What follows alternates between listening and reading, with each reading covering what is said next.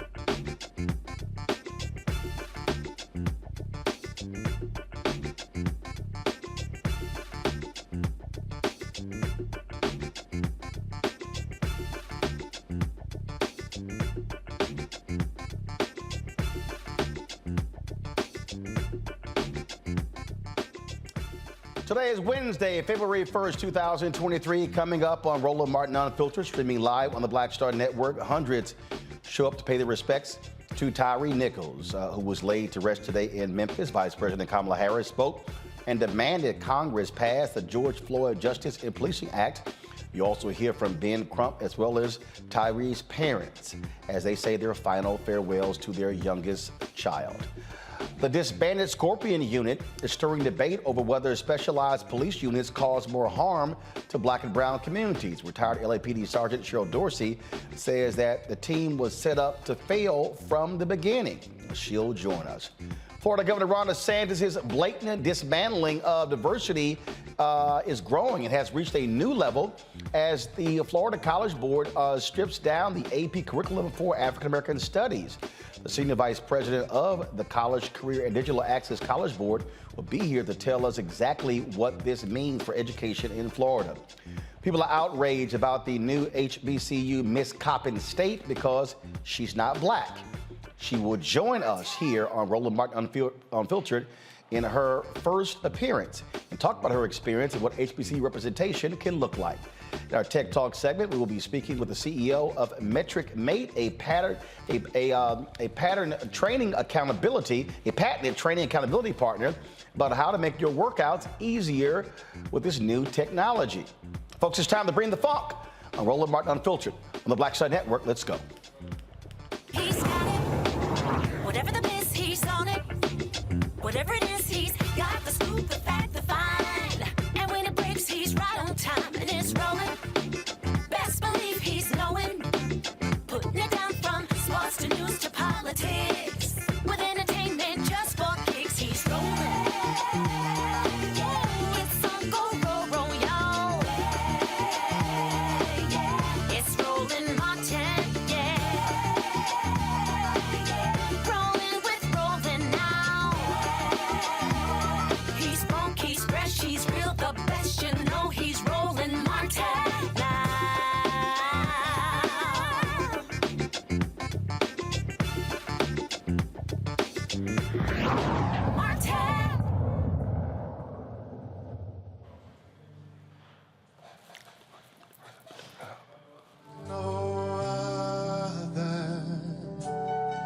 Strength like no other reaches to me. Mississippi Boulevard Christian Church in Memphis for the funeral of 29-year-old Tyre Nichols. Vice President Kamala Harris was there along with many others, including family members who have also lost their children, mostly black men, to police violence. Reverend Al Sharpton preached a eulogy. Attorney Ben Crump, he also spoke during the service as well. Here is Vice President Kamala Harris sharing her remarks at the funeral. Keisha Lance Bottom, Mitch Landrieu. We are here on behalf of the people of our country and our President, Joe Biden. And we are here to celebrate the life of Tyre Nichols.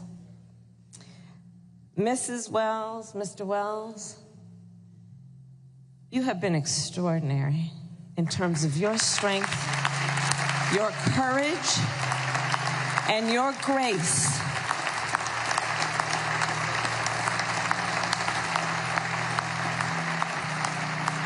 And we mourn with you, and the people of our country mourn with you. And I just have, I'm gonna be very brief. Mothers around the world, when their babies are born, pray to God when they hold that child, that that body and that life will be safe for the rest of his life.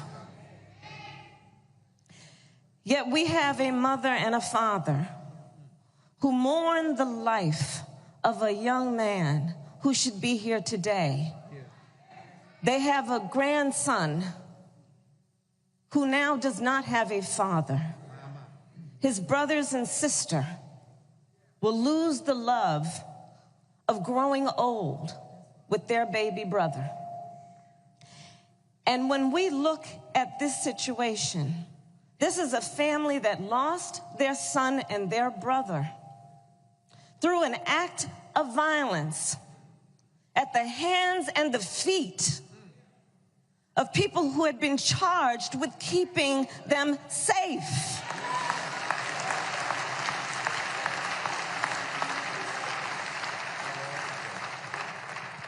And when I think about the courage and the strength of this family, I think it demands that we speak truth. And with this, I will say, this violent act was not in pursuit of public safety. It was not in the interest of keeping the public safe, because one must ask, was not it in the interest of keeping the public safe that Tyre Nichols would be with us here today?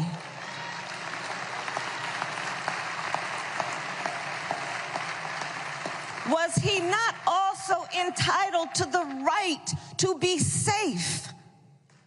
So when we talk about public safety, let us understand what it means in its truest form. Tyre Nichols should have been safe. So I'll just close by saying this. I was, as a senator, as a United States Senator, a co-author of the original George Floyd Justice and Policing Act. And as Vice President of the United States, we demand that Congress pass the George Floyd Justice and Policing Act. Joe Biden will sign it. And we should not delay, and we will not be denied. It is non-negotiable. And with that, I'll just, Pastor, if you don't mind, one of my favorite verses in Scripture is Luke chapter 1, verse 79, which tells us God will help us to shine a light upon those who sit in darkness and in the shadow of death, to guide our feet in the way of peace. Let our memory of Tyre shine a light on the path toward peace and justice. Thank you.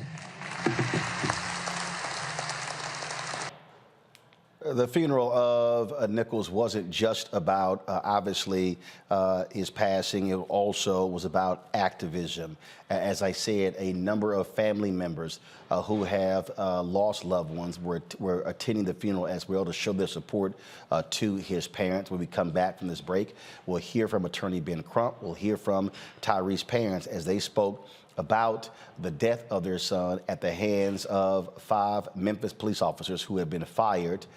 In addition to 3 fire department personnel, they've been fired as well. So we'll have that for you when we come back from this break. You're watching Roland Martin Unfiltered on the Black Star Network. Be sure to download the Black Star Network app, Apple phone, Android phone, Apple TV, Android TV, Roku, Amazon Fire TV, Xbox One, Samsung Smart TV. You can also support our show by joining our Bring the Funk fan club, P.O. Box 57196, Washington, D.C., 20037-0196. Cash App, $RM Unfiltered. PayPal is R Martin Unfiltered. Venmo is RM Unfiltered. Zelle, Roland at RolandSMartin.com. Roland at RolandMartinUnfiltered.com. And be sure to get a copy of my book, White Fear, How the Browning of America is Making White Folks Lose Their Minds. Available at bookstores nationwide, as well as you can download the copy on Audible. We'll be right back. Hatred on the streets, a horrific scene, a white nationalist rally that descended into deadly violence. White people are losing their damn minds. As an angry pro-Trump mob storms the U.S. Capitol, we've seen We're about to see the rise of what I call white minority resistance.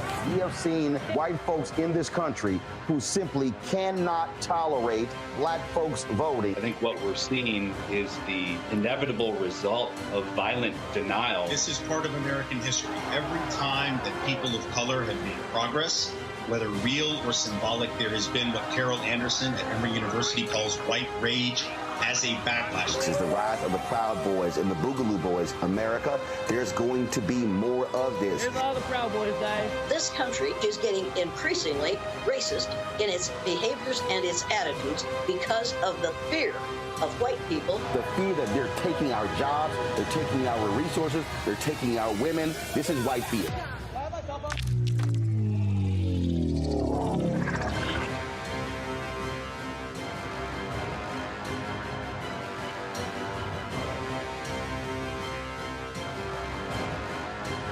Next, A Balanced Life with me, Dr. Jackie, a relationship that we have to have. We're often afraid of it and don't like to talk about it. That's right, we're talking about our relationship with money. And here's the thing, our relationship with money oftentimes determines whether we have it or not. The truth is you cannot change what you will not acknowledge. Balancing your relationship with your pocketbook. That's next on A Balanced Life with me, Dr. Jackie, here at Black Star Network. We're all impacted by the culture, whether we know it or not. From politics to music and entertainment, it's a huge part of our lives, and we're going to talk about it every day right here on The Culture with me, Faraji Muhammad, only on the Black Star Network.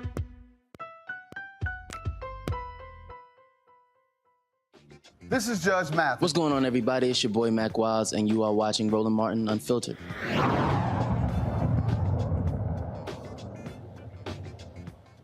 It was quite an emotional day today in Memphis as folks gathered for the funeral of Tyre Nichols. none more so than his parents, who both addressed those attending and those watching across the country as it was broadcast on cable networks nationwide. I'd like to start by saying thank you for everybody's support. This has been a journey that's not going to end here. It's just the beginning. We're looking forward to passing some bills. We're looking forward to getting justice for all the families over there, not just ours. This is a continuous fight that we have to fight for. That's right. We have to fight for justice. Yeah. We cannot continue to let these people brutalize our kids. That's right.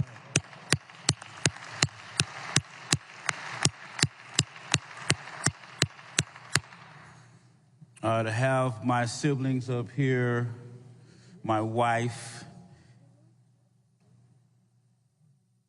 and it's very hard for my wife. You know, this is her baby son, and it's nothing like your baby boy. When we got the news, it was very, very difficult. It was surrounded by lies, deceit, trying to cover it up. But as they say, what's done in the dark will always come to the light.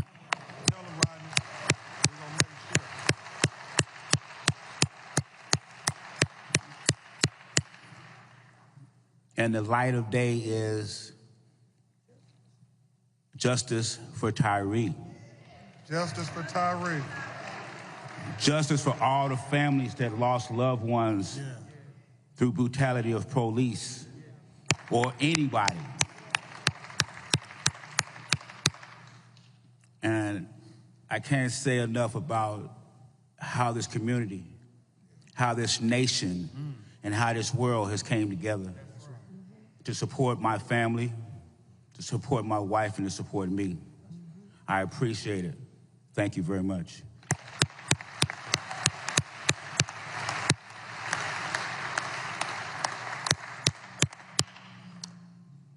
Good afternoon.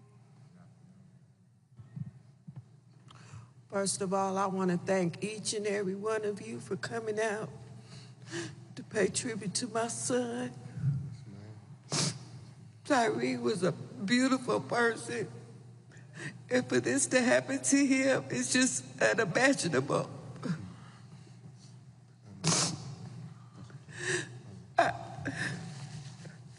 I promise you the only thing that's keeping me going is the fact that I really truly believe my son was sent here on an assignment from God.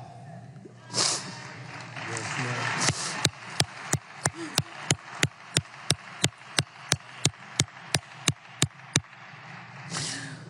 And I guess now his assignment is done, and he's been taken home.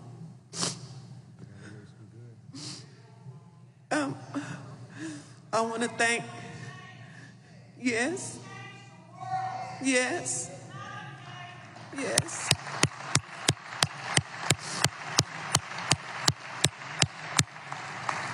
I want to thank all the community activists for being there for my family.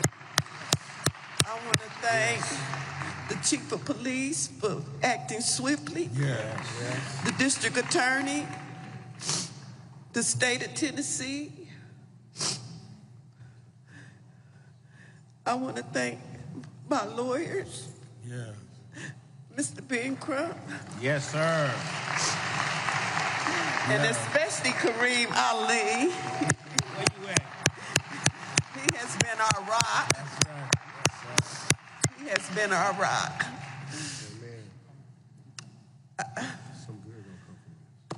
I just need whatever that George Floyd bill we needed passed. We need to take some action, because there should be no other child that should suffer the way my son and all the other parents here have lost their children. We need to get that bill passed. Amen. Because if we don't, That blood, the next child that dies, that blood is going to be on their hands. Yeah. Thank you. Attorney Ben Crump, he also addressed those gathered. Call to action, it really is a plea for justice. It is a plea for Tyre Nichols, the son. It is a plea for justice for Tyre Nichols, the brother. It is a plea for justice for Tyre Nichols, the father. But most of all, it is a plea for justice for Tyre Nichols, the human being. The human being.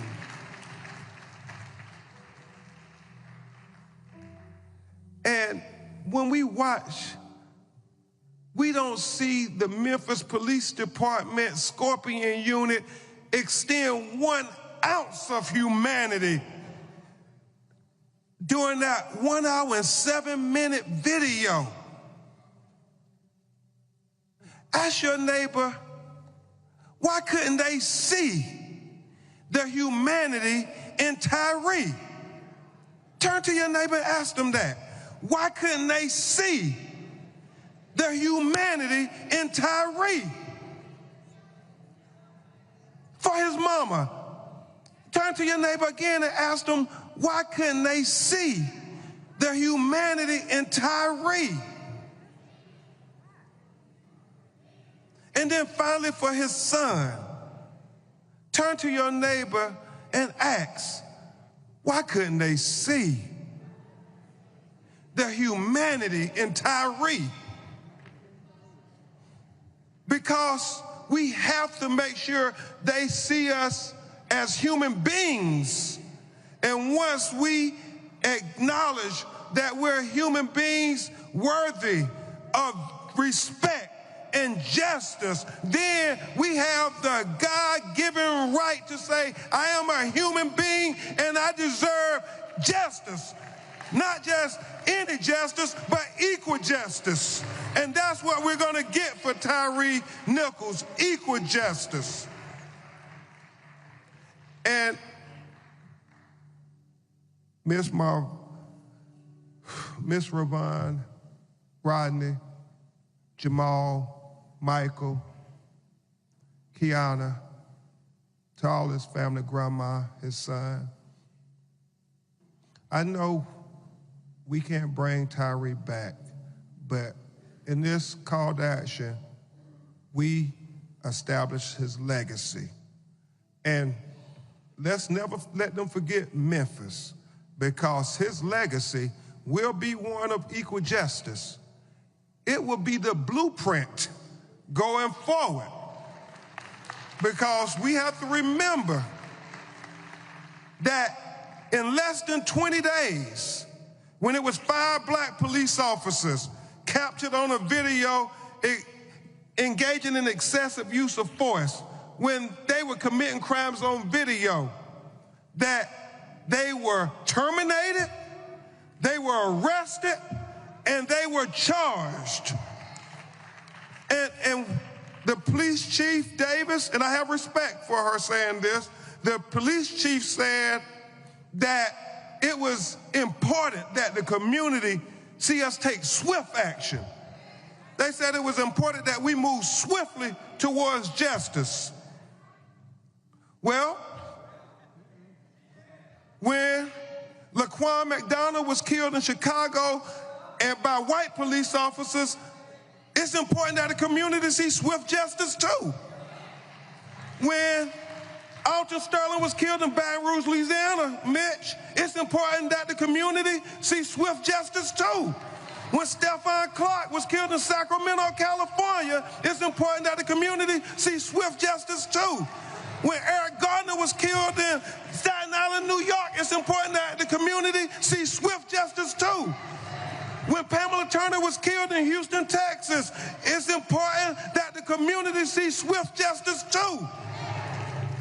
When E.J. Bradford was killed on Thanksgiving night in Birmingham, Alabama, it's important that the community see swift justice too. When Terrence Cratchit was a black man, Reverend Al, having car trouble in the broad daylight in Tulsa, Oklahoma, walking away with his hands up, and they shot him in the back on video. It was important that the community see swift justice too on that. When Botham Jones eating ice cream in his own apartment, policewoman come in, shoot and kill him, say, I thought it was my apartment, and said stand self-defense in her position. It was a need to have swift justice too. And so no more can they ever tell us when we have evidence on video of them brutalizing us, that it's gonna take 6 years, that it's gonna take a month, that's gonna take 3 years like Laquan McDonald. No. 20 days. We gonna start counting. We can count to 20. And every time you kill one of us on video, we gonna say the legacy of Tyre Nichols is that we have equal justice swiftly. Swiftly.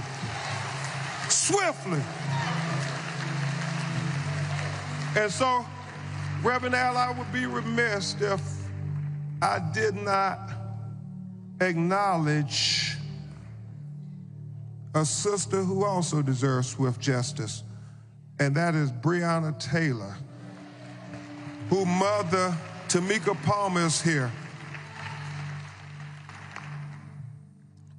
And many of you may have heard about this coincidence, that Breonna Taylor and Tyre Nichols were born on the same day and the same year, June 5th, 1993. So I want to acknowledge Tamika Palmer, and I know you said it brought back so many memories and pain when you found out it was the same birthday. So if you would stand, Tamika Palmer, let us at least acknowledge Breonna Taylor's mother. When we come back from break, we'll talk to retired LAPD Sergeant Cheryl Dorsey, plus our panel as well, about what is next. Also, do we believe that Republicans are going to do what's necessary to actually pass the George Floyd Justice Act? Now they control the House. Will it be blocked in the Senate by Republicans there? All of that next, right here on Roland Martin Unfiltered on the Black Star Network. Be sure to download the Black Star Network app, Apple phone, Android phone, Apple TV, Android TV, Roku, Amazon Fire TV, Xbox One, Samsung Smart TV. If you're watching on YouTube, hit that like button. Same thing on Facebook, hit the share button. We'll be right back. Next on Get Wealthy with me, Deborah Owens, America's Wealth Coach. Listen to this. Women of color are starting 90% of the businesses in this country. That's the good news. The bad news, as a rule, we're not making nearly as much as everyone else. But joining us on the next Get Wealthy episode is Betty Hines.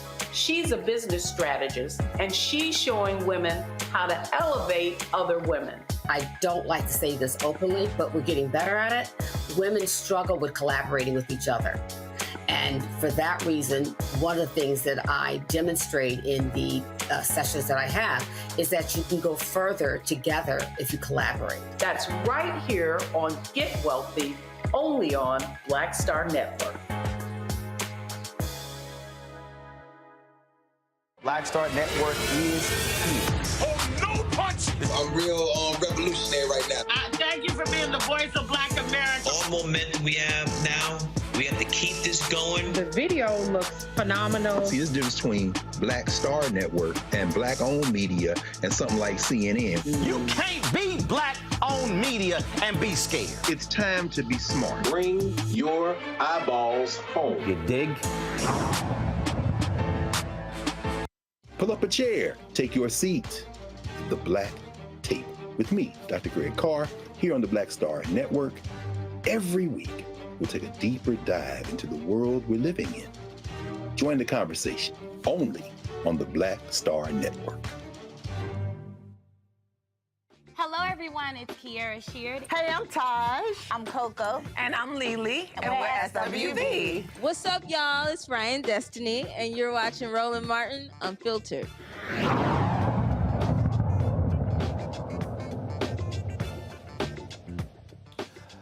All right, folks, welcome back to Roland Martin Unfiltered. The Scorpion Unit, that is the unit that these officers were a part of. It has already been disbanded. Now, of course, the deliberate misconduct by this unit in the beating and the cover-up of Tyre Nichols' death has renewed questions regarding do they actually matter?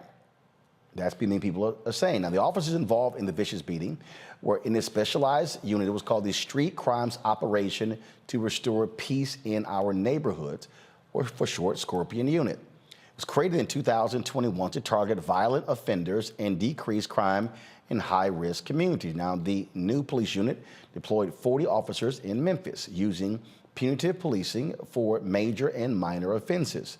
The task force lacked proper supervision and was allowed to use questionable tactics to make 566 arrests. The debate of whether these specialized units work to cut crime is contentious, with cities like New York and Baltimore disbanding specialized units for misconduct. Joining us right now is Cheryl Dorsey, retired LAPD Sergeant.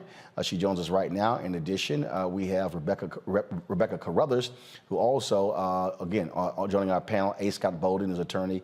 I'm glad to have the two of you. Robert Patillo will join us shortly. Cheryl, I want to start with you because the police chief of Memphis had a similar unit in Atlanta where she was fired, and she brings it to Memphis.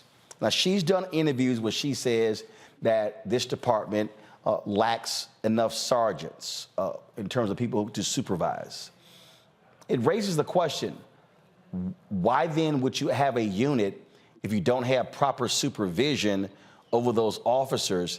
And what is the purpose of the unit? If you're trying to target high crime areas, why are you focusing on minor offenses and not major offenses? So understand this. Chief C.J. Davis is a 20-plus year veteran law enforcement officer, and she spent time on 3 different police agencies as an administrator, so she knows better, right? She gets no brownie points from me for firing the 5 black officers and not using that same energy, efficiency, and expediency to get rid of this one white officer that just was relieved of duty, not fired, who tasered Mr. Nichols, Preston Hemphill. And so she's in damage control right now. She's trying to cover her butt because she understands that she serves at the pleasure of a mayor.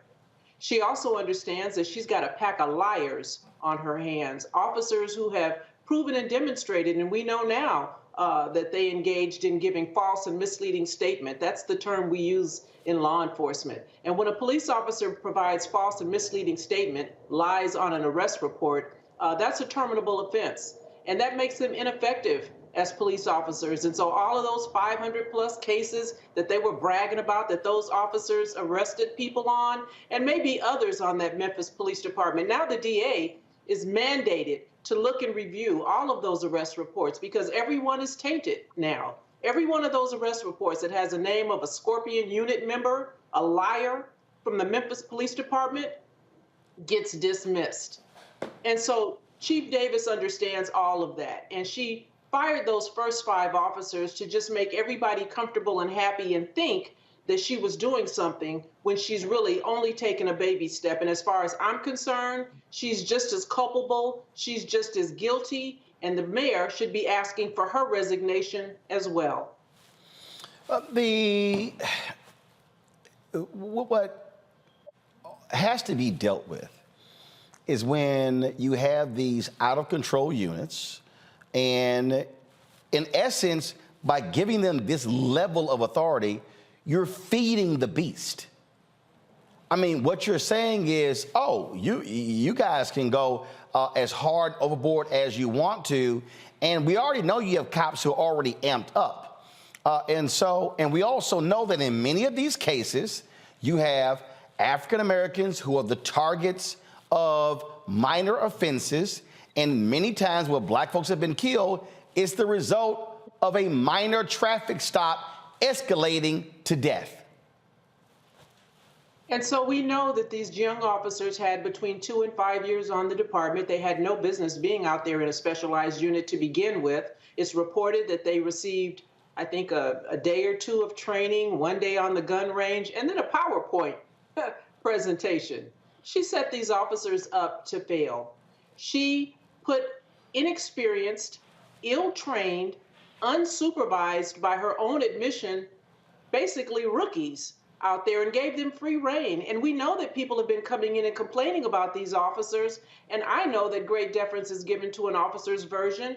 Those officers know this too. And that's why we heard them create an audio record that was very contrary to what was going on there on the scene with Mr. Nichols. We know that these officers went to Mr. Nichols' mother's home and lied and told her that they had arrested her son for DUI, and we had to pepper spray him because he had superhuman strength, and we're going to book him in the we're going to book him in jail as soon as he's treated at the hospital. All of which was a lie. And so, Chief Davis, she's got a problem on her hand, and you can't unexplain this. You can't make this go away with firing a couple of officers, giving them some charges that we don't know if they're going to get convicted of. And so all of this was predictable. She knows this from the Red Dog unit in Atlanta that was disbanded. She knows that if you don't have the supervisors, common sense would tell you 3 times an administrator on other agencies, why put these officers out there? Because as a supervisor, it's my responsibility to roll up on these calls when I hear my officers go code 6. I don't need to let them know I'm coming. I just need to be there. And if I see them using force and it's not reasonable and proportionate or necessary, it's my responsibility to make sure that use of force is managed, to stop that use of force. And so if she doesn't have a supervisor out there, then she's culpable, she's just as guilty, and like I said, she needs to go. Scott Bolden, we've seen so many other cases where these units, the role that they played has been a very negative one, if you will, and it's led to problems such as this. And we still don't fully understand why he was targeted, why he was stopped. And we know, based upon the New York Times report, they just flat out lied in the police report. Yeah, we had that in New York. I'm a former prosecutor from Manhattan DA's office, as you know. We had those units in New York, and those units are can be worse than the worst street cops, because they do have an air of not only of arrogance, but of superiority. That is, it takes bad folks or with people with bad attitudes to deal with the worst of our criminals, and 20% of the bad apples commit 80% of the crimes. I mean, that's how they would defend themselves, or those who are on the side of the police. But the reality is that they because you have that almost impunity, then you carry yourself that way. When I was in the complaint room, they would come in and they would call black and brown defendants mopes, dogs, perps, right? So how do you think they treat black and brown people on the street?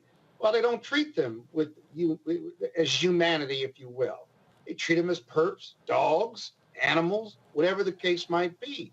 And to me, that mentality is very, very, very problematic and always has been. It's kind of us versus them. You look at the video, I don't know if your people will pull it up, it's not clear what the police were trying to do other than beat the hell out of him. But I heard some of the video, and it was this theory, in my opinion, that the police believe that they can use deadly force to bring about compliance with a police order. That is, give me your hands, put your hands behind your back, sit down, stand up. And if you're beating the hell out of them and they don't do it, they just beat them harder, or they give them a taser, or they beat their asses with nightsticks, arguing that he disobeyed a police order, or that he was out of compliance, he resisted arrest, he assaulted a police officer. All of these reasons, when if you're beating that defendant's or the arrestee the way they beat him, it's hard for him to comply with anything. They had him sitting up, they had him down. If they were going to make an arrest, there was only two things to do.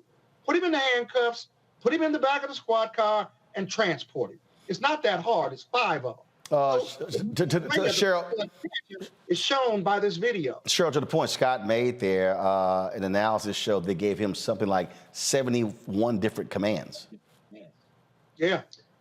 71 commands in 13 minutes, and we never saw them really trying to get him in handcuffs. They were creating what I said was an audio record. They were manufacturing probable cause for that use of force that ultimately happened. And so it was impossible, once they pulled him out of the car and threw him on the ground and began beating him, for him to even comply. There was no place for him to really even lay on the ground because he was completely surrounded by officers on one side and his car on another. And then they just commenced to punishing him. Rebecca, we always talk about accountability. That was so much of what you heard at the funeral today, that they want to see action, legislative action, but then you have these Republicans. I saw Jim Jordan in Meet the Press this weekend go, well, you know, I don't think that a law can fix this. Okay, well, what the hell can? So 2 years ago, I think as a community, we would have accepted the George Floyd Justice and Policing Act, but it's now 2 years later. The George Floyd Justice and Policing Act is the floor. It is not the ceiling. And we're going to have to negotiate harder. The reason why I say that is that before the conversation was about police reform, but now, as we see more things, as we see that there's been at least 2,000 more people killed since the George Floyd Justice and Policing Act was first introduced, because over 1,000 people are killed at the hands of law enforcement in this country every single year. We need more. We really need to think about what does it look like to actually have public safety in this country. Some of the opponents of the George Floyd, or I should say some of the critique, not the opponents like Jim Jordan, of the George Floyd Justice and Police Act has reminded us that on its surface, it does look like it is simply a police funding bill, and it doesn't go far enough. It doesn't address, like I've talked about on this show before, it doesn't really address qualified immunity. It doesn't address some of the other issues, such as having more mental health professionals who are able to help in certain in certain issues, rather than having people with guns showing up when it's actually a mental health situation that's going on. It's George Floyd. So I would say the George Floyd Justice and Police Act isn't enough at this point. Over 2,000 more people have died since then. They're going to have to come stronger than what they did 2 years ago. Cheryl, final comments. The George Floyd Justice and Reform Act is a joke. The vice president understands that. Ben Crump understands that.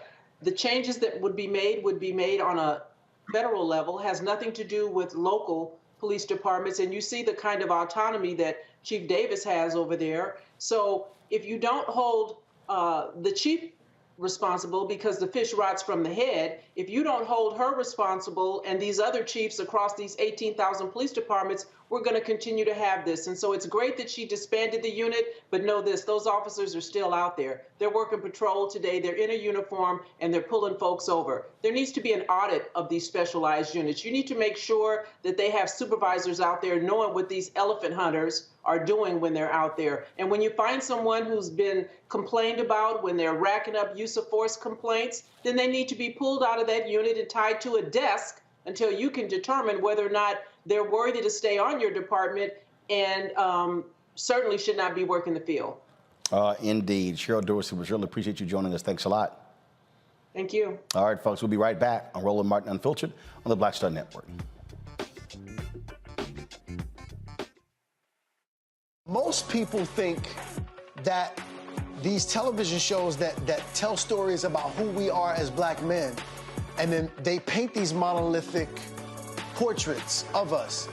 They think that they're being painted by white people. And I gotta tell you, there are a whole bunch of black folk that are the creators, the head writers, the directors of all of these shows, and that are still painting us as monoliths. The people don't really want to have this conversation. No, they don't.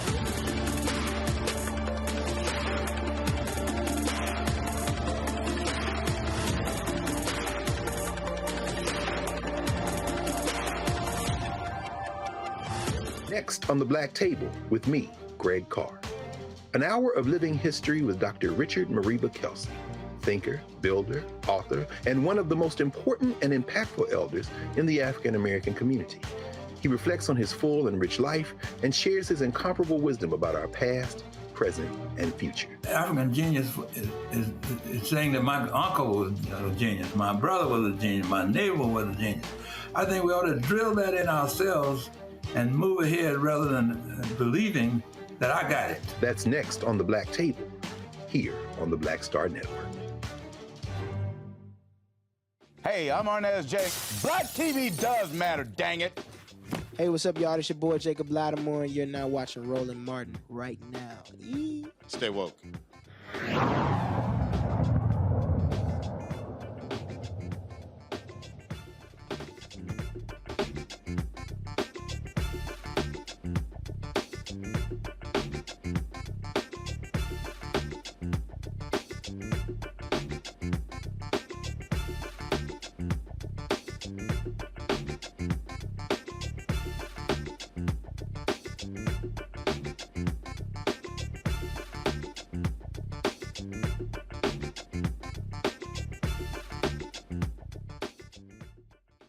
Folks, out of Chicago, check this video out where a Chicago police officer was caught on video beating a man while holding him down in a jail cell.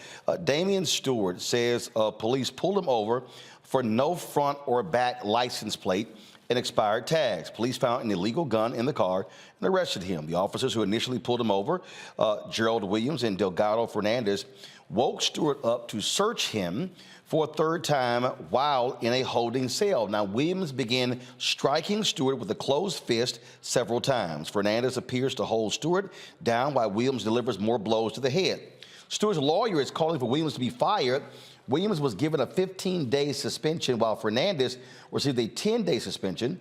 Chicago Police Department said both officers have served their time and are back on the street. Stewart filed a civil suit against the police department and received a $45,000 settlement. Okay, so Scott, let's deal with this here. Why in the hell are you beating the guy? It's 3 a.m. in the morning. It's 3 o'clock in the morning. You're just, all of a sudden, you walk in, and again, folks, go back to the beginning of the video.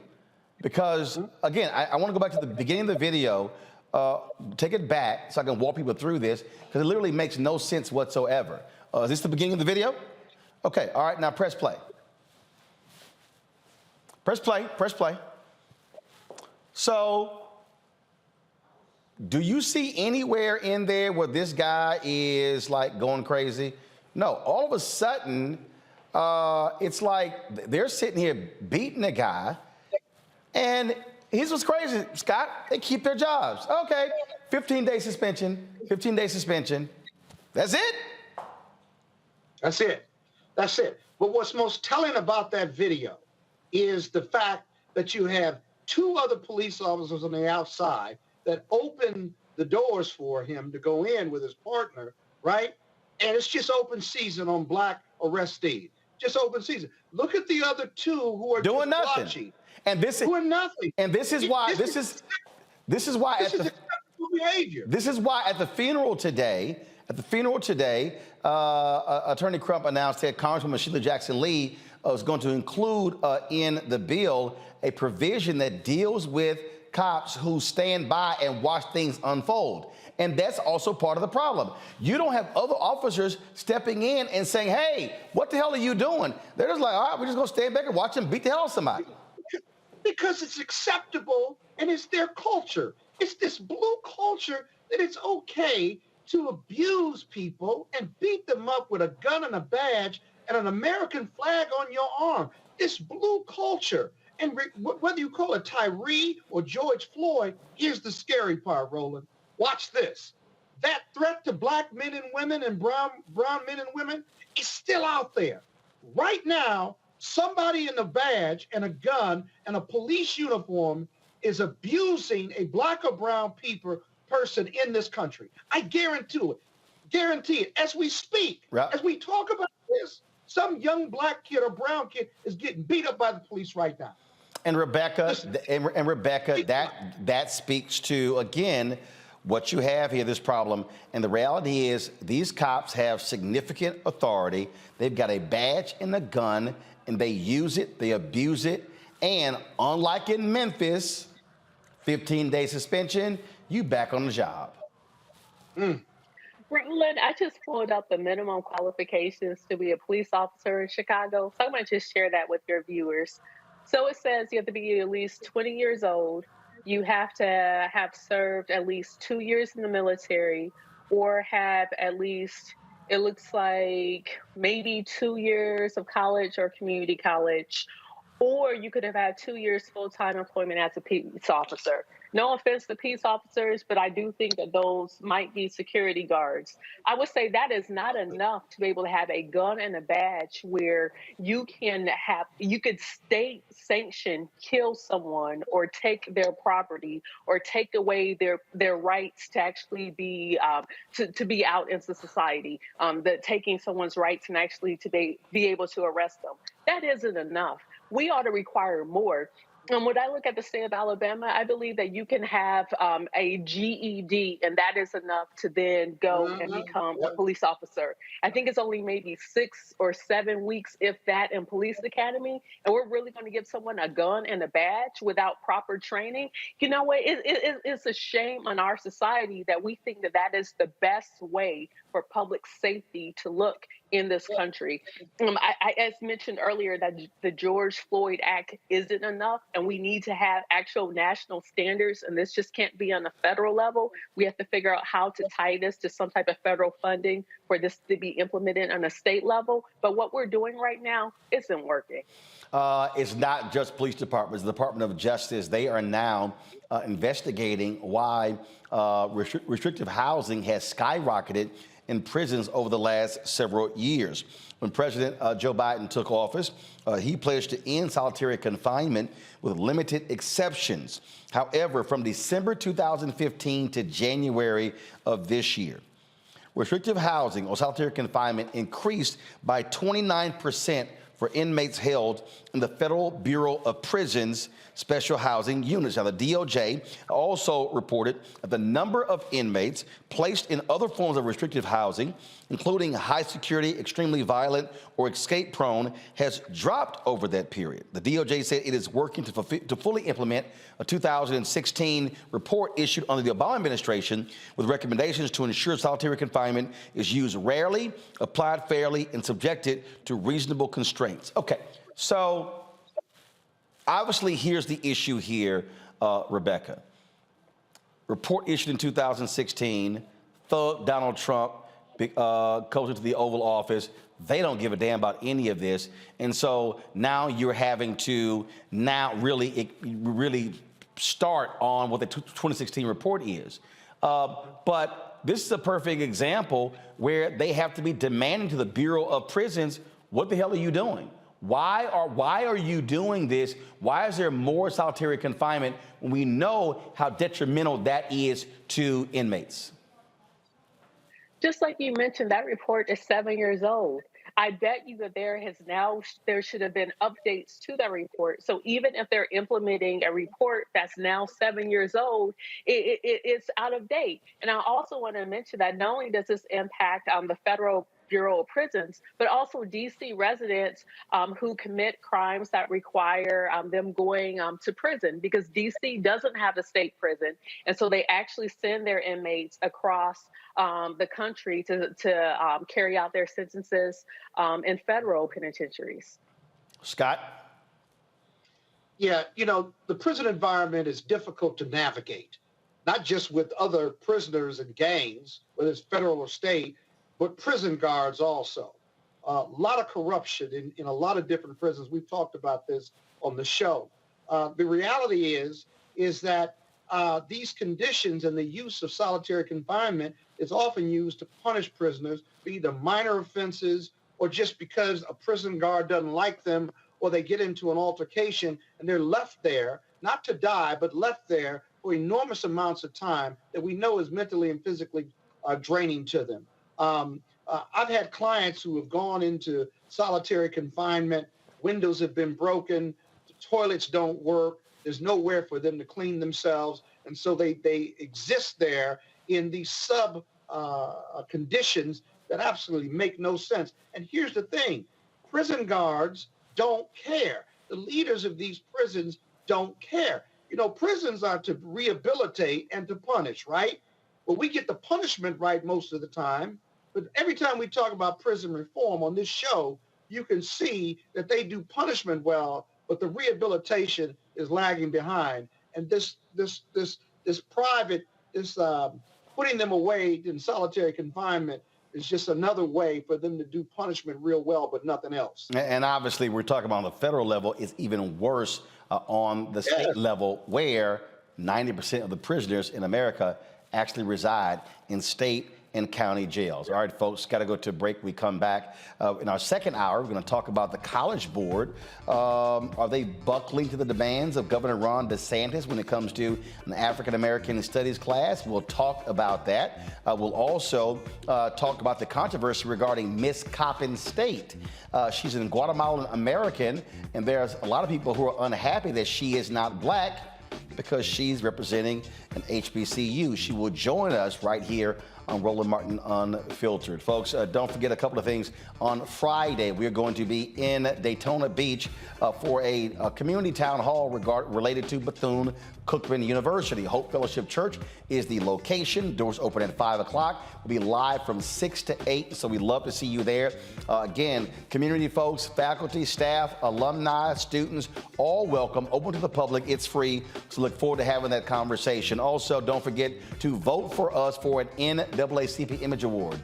We have been nominated in the Outstanding News category, and so go to vote.NAACPImageAwards.net. Scroll down to that category, look for a hashtag Roland Martin Unfiltered, Black Votes Matter, Election Night 2022. Cast your ballot for us. You can only vote one time per email. So if you got 3 emails, you can vote 3 times. So cast your ballot for us. We certainly would appreciate that. And again, you can vote in all the categories. You don't have to be an NAACP member. It's open to the public. And so we want all of you to do that. Support us to win our first Image Awards for this show. I've got 4, all from when I was at TV One.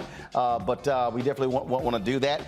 Voting ends at 9 p.m. Eastern on February 10th. And so please, we want you to do that. And of course, support us in what we're doing. One of you watching on YouTube, hit the like button. We want to exceed, of course, 1,000, 2,000 likes. Hit the share button on Facebook. Download the Black Star Network app.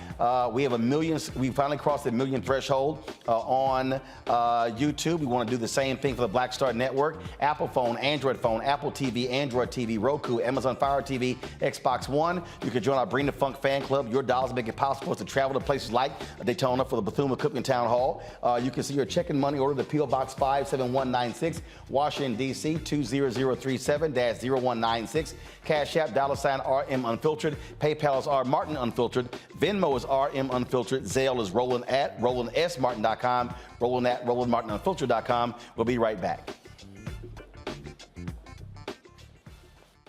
When you talk about blackness and what happens in black culture, we're about covering these things that matter to us, speaking to our issues and concerns. This is a genuine people-powered movement. There's a lot of stuff that we're not getting. You get it, and you spread the word. We wish to plead our own cause.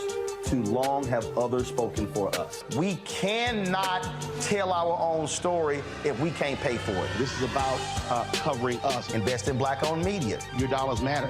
We don't have to keep asking them to cover our stuff. So please support us in what we do, folks. We want to hit 2,000 people, $50 this month, raise $100,000. We're behind 100,000, so we want to hit that. Y'all money makes this possible. Check some money orders. Go to P.O. Box 57196, Washington, D.C. 20037-0196. The Cash App is $RM Unfiltered. PayPal is R Martin Unfiltered. Venmo is RM Unfiltered. Zelle is Roland@RolandSMartin.com. Most people think that these television shows that tell stories about who we are as black men, and then they paint these monolithic portraits of us. They think that they're being painted by white people. And I got to tell you, there are a whole bunch of black folk that are the creators, the head writers, the directors of all of these shows, and that are still painting us as monoliths. The people don't really want to have this conversation. No, they don't.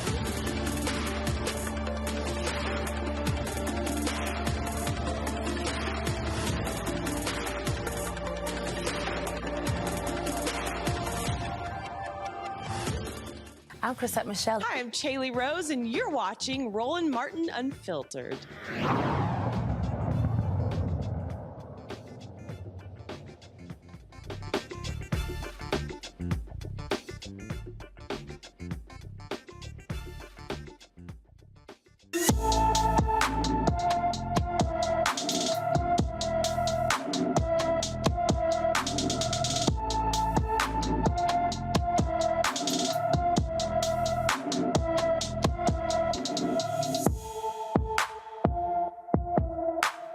All right, folks, Black and Missing. Of course, we do our part to try to assist those in our community who are missing. We don't get lots of attention from media.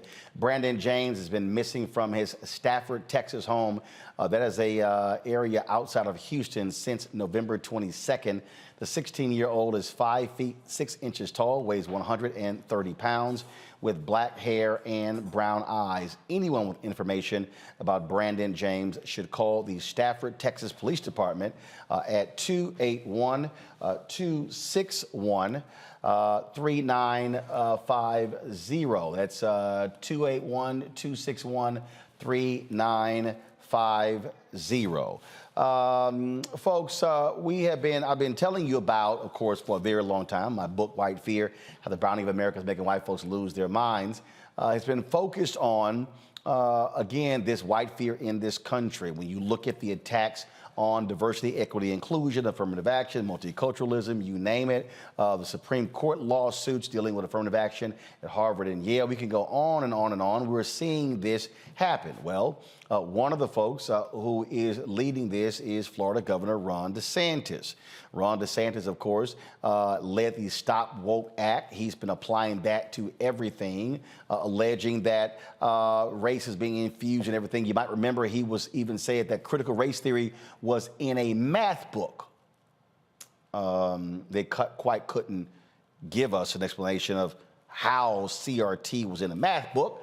But now, of course, the latest was him going after this AP African American Studies class, and so he's now been demanding that changes be made. Well, again, he's faced harsh criticism in the wake of his announcement that Florida is blocking accurate teaching of American history about black people with this new AP course. He then tried to say, oh no, it was all of this gay curriculum stuff that was in it, thrown it out. Now, the College Board, what they've done is removed most of the original subject matter deemed controversial by the governor and conservatives. The new course will remove mention of black writers and scholars associated with critical race theory, the queer experience, black feminism, contemporary topics, and the Black Lives Matter movements.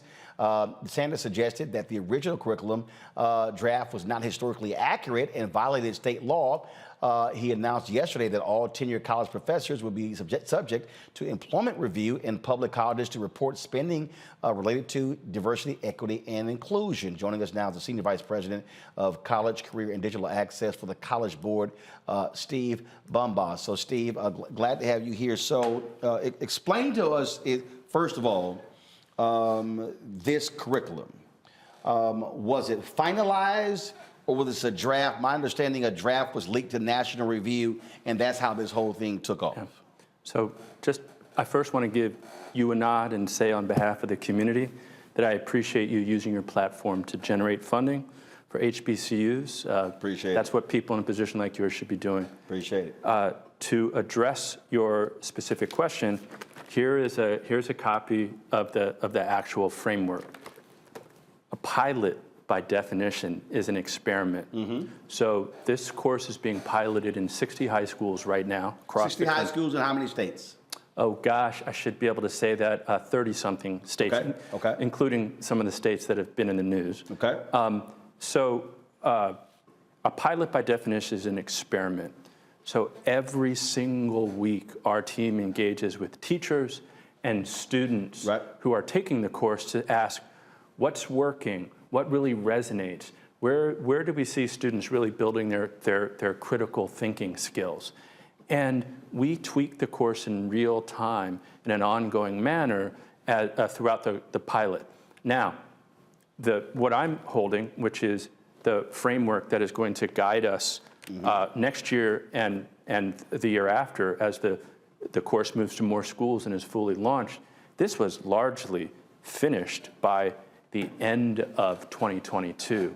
So the narrative that is now, unfortunately, taking hold in the media, that we spent a week putting together a 236-page framework at the behest of politicians that have objections, that is simply not true. And I will say, the quote that keeps coming into my head when I'm reading stories from people who should be natural allies of this course is the one from Malcolm X, where he said, be careful when you read the newspaper. They'll have you hating those who are oppressed and loving their oppressors. So past this prologue. So this 230-page plus report, how long was it put together, and how many people were contributing to this process? Yeah. In some ways, this is a course that's been under development for 10 years. We've been trying to generate support for this course for about a decade. We finally felt 2 years ago that we had enough support so that colleges would offer college credit for the course. That's the beauty of APs, is that it allows students in a high school to, if they show mastery of a course, to actually arrive on a college campus with credit in their pocket. I think there's something really elegant about a course that celebrates the African-American experience being one that can get students on campus arriving with credit in their pocket. But in terms of how it was developed, it's really been a very intensive process for about 2 years. We hired a brilliant scholar who had a dual PhD, one of which was in AP African American Studies, to be the chief architect of the course. She collected over 300 university-level scholars who have all provided input into the framework. So you're welcome to flip through it if you want to. This is a real course. It's comprehensive and it's rigorous. Look at it. And it has been developed by scholars. So DeSantis comes out, he criticizes it, and I saw where the head of the College Board said, we didn't make these changes because of any politicians. So what was actually changed and why? So when you're doing a pilot, you're often throwing a lot of things up against the wall, and you're trying to see what sticks. I think part of what we discovered when we were engaging regularly with teachers and with students was that some of what was in there worked really well and some didn't. And so there's always a revision process that happens with every single course. What many media stories are focusing on is a teeny tiny, you can look through that and see there's thousands of artifacts. There are thousands of events and dates and persons. And it seems that some of the stories in the media are highlighting a very tiny number of sources that they claim have been taken out. And frankly, even some of that reporting is not entirely accurate. So what's not being taken out? So for instance, the Associated Press story suggested that Dr. Kimberly Crenshaw, Ta-Nehisi Coates, and others are being removed. Yes, true or false? False. So what we decided to do with this course that we don't do with very many other AP courses is in addition to an end-of-year exam, you probably all remember those. And also Bell Hooks was one of the names we saw. Bell Hooks. I took 5 courses with Bell Hooks when I was in college. There's no way I would have given my blessing to politicizing the woman who is the finest college professor I ever had in my life, who I consider a mentor and a friend. But in any event, what has happened with some of the more contemporary authors and historians and writers and such is that we've added a 3-week project to the course. And the project is the place where students, if they choose, can dig more deeply into some of the movements that have been mentioned by politicians. They can spend their time really digging deeply into those rather than making those a survey. One of the other points that was mentioned was that some politicians have mentioned their discomfort with what they're calling queer theory. I'm not exactly sure what they mean by queer theory. Sometimes these terms get thrown out and they're not defined. Well, just like they slap woke on everything, but yeah, I got you. Or CRT or whatever it is, there's a boogeyman that remains undefined and kind of scary. What I want to make clear is that we continue to highlight black feminism. We continue to highlight folks who are LGBTQ. For example, there is readings that students will do on the Combahee River Collective. That was a group of black lesbian women who didn't feel that they had a place in a traditional civil rights movement that was mostly led by men, and they felt sometimes they experienced misogyny and homophobia from those men. They didn't feel as if they had a place in the white feminist movement where they felt there was less of a focus on race. So they developed their own movement. At the Combahee River Collective was an ode to Harriet Tubman, who on the banks of the Combahee River in South Carolina led a military campaign in 1863 that emancipated 750 people who had been enslaved. That is the background for some of what students will learn in this course. For me, it is difficult to know that that's in the course and to countenance an accusation that we have dampened down black feminism and LGBTQ folk. I've got a minute before I go to break. I'm going to put my panel in the next segment here. But it's part of the problem here also that the College Board did not, as far as I'm concerned, respond fast enough and explain to people. Because bottom line is what you have is you've got conservatives coming out there framing this in their own language as opposed to explaining exactly what it is. And so what then happens is y'all get all of this criticism and nearly all the people who are talking ain't seen it, haven't read it, have no understanding, and they're just repeating what somebody else said. Yeah. Well, I think at the College Board, a lot of us are nerds. We're former teachers. We read a lot. We hang out with scholars. And we're up against, right now, a very sophisticated political machine. But the fact of the matter is... And a conservative communications apparatus. That is really good. And in fact, I feel that a lot of people who are natural allies of the course have actually stepped into a trap set by people who are not allies of the course. Right. They're actually... as you might imagine, my inbox is flooded with people saying, why did you do this? And my response is, why are you believing people who aren't, who have no desire for this course to succeed? Why don't you talk to me and let me show you the framework? First, read it first. Right, exactly. First of all, so before I go to break, is there any way folks out there, they can actually see this online? Absolutely. It is on the College Board website. What's the website? collegeboard.org, and they can search for AP African American Studies Framework. And if they want to learn a lot over the weekend, they can read all 236 pages of this. All right, hold tight 1 second. I'm going to go to a break. We'll be back on Roland Martin Unfiltered right here on the Black Star Network.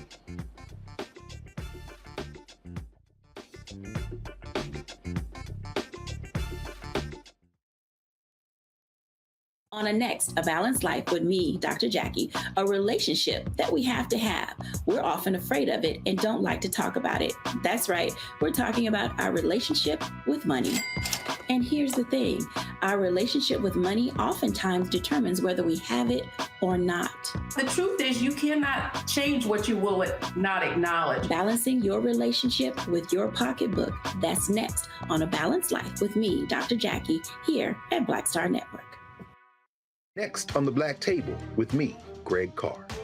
An hour of living history with Dr. Richard Mariba Kelsey, thinker, builder, author, and one of the most important and impactful elders in the African American community. He reflects on his full and rich life and shares his incomparable wisdom about our past, present, and future. African genius is saying that my uncle was a genius, my brother was a genius, my neighbor was a genius. I think we ought to drill that in ourselves and move ahead rather than believing that I got it. That's next on The Black Table, here on the Black Star Network. Hi, I'm Eric Nolan. I'm Shantae Moore. Hi, my name is LaToya Luckett, and you're watching Roland Martin Unfiltered.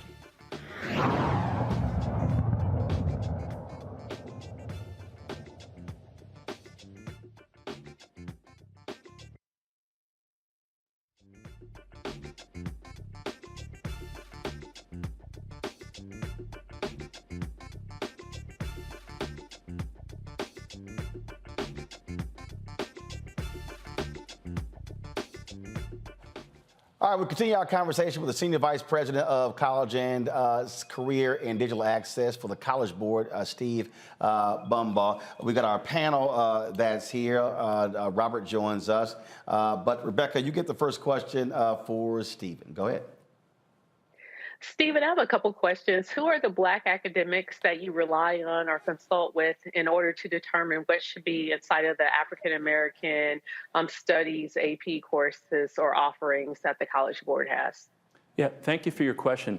There are actually too many for me to name. There are about, I think the exact number is 308 scholars. In fact, Dr. Greg Carr, who's on our show, actually was one of the folks. Greg Carr has been at my house. After we ran an AP Summer Institute at Howard University, I invited a bunch of the scholars to come back to my house and have dinner and celebrate, and Dr. Carr was one of them. But some names you might be familiar with, obviously Henry Louis Gates from Harvard, Evelyn Higginbotham from Harvard. The person we hired to architect the course is a young scholar, an African-American woman named Brandy Waters, who got a dual PhD in African American Studies and in Latin American Studies from Yale. So we have scholars, the vast majority of whom are Black, from HBCUs, from public flagship universities, from Ivy League institutions, from across the spectrum of colleges and universities. So I can't name all 300 of them off the top of my head, but some of the names you'll be familiar with, and some you probably won't be. But they're people who have broad expertise. They're people who have narrow expertise in diasporic sculpture. We put a dream team together to develop this course. Scott. I have a quick follow-up. I'm sorry, Rebecca, go ahead. So my follow-up is, outside of the African American Studies courses specifically for Florida that you changed, did you change any other subjects at the request of Governor DeSantis? We didn't change anything at the request of anyone who is not a teacher, a student, or a scholar who provided input to the course. Just to be clear, this framework was largely complete long before this political firestorm started. And the thing about AP courses is the frameworks are the same no matter where the classroom is, whether it's in a rural community in Florida, whether it's in a big city like Los Angeles. The framework, the sort of resources, the digital resources that students and teachers have access to are all the same. First of all, Scott, go ahead. Hey, Steve. Hey, Scott. My question is related to Governor DeSantis. He would argue that parts of the AP course is educational. African American Studies is required under Florida law, but he says the other parts that he protests and wanted changed was part of not education, but it was indoctrination. Is that a fair standard in reviewing the African American Studies AP course? Well, first, or is that just political terminology? Well, first, I want to add to what Scott just said. He never stated what they deemed had no educational value. Because again, as I am going through this, I think back. Would you like to read some of that? Anybody black who is I dare say, Gen X or baby boomer might recall those 4 volumes, those four leather-bound Ebony magazine, The History of Black America volumes. And it is like, I think we could afford 3 of the 4. And as I'm sitting here going through this, I'm literally thinking about going through those volumes. And so I'm trying to figure out what the hell he's talking about that has no value.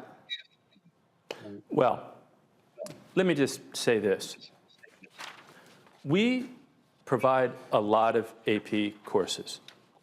And the process for developing the courses is always the same. This is the first time I've ever heard anybody say that one of our courses lacks educational value. I don't know how anybody could look through this framework as you're looking through it right now, Roland, and not learn a lot. But it's the intent. And the bottom line is, Ron DeSantis is pushing the buttons of white fear. That's what he's doing. And so this is a part of that whole process. That's the whole part of the whole game. That's what he's doing. And so when you make a statement, let's be clear, and this is also, again, part of the issue. He comes out, nearly all reporters don't have it. Right. So he makes a statement, and so in the absence of this, and in the absence of, frankly, having black people who are out there who are asking the questions, he makes a phrase like, oh my goodness, oh my, what the hell is in this course? What are they teaching? Because DeSantis has his own agenda when it comes to anything dealing with the issue of race. That's really what's driving this. Yeah.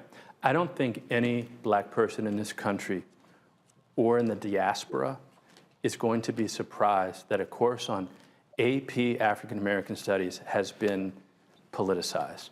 In fact, well, except Candace Owens or Jason Whitlock. But go ahead. I don't know them personally. I know those idiots, but go right ahead. But what I will say is, I actually think, in an interesting way, what's playing out right now is going to be an appendix to the course in 10 or 20 years. It's such a typical part of the African American narrative.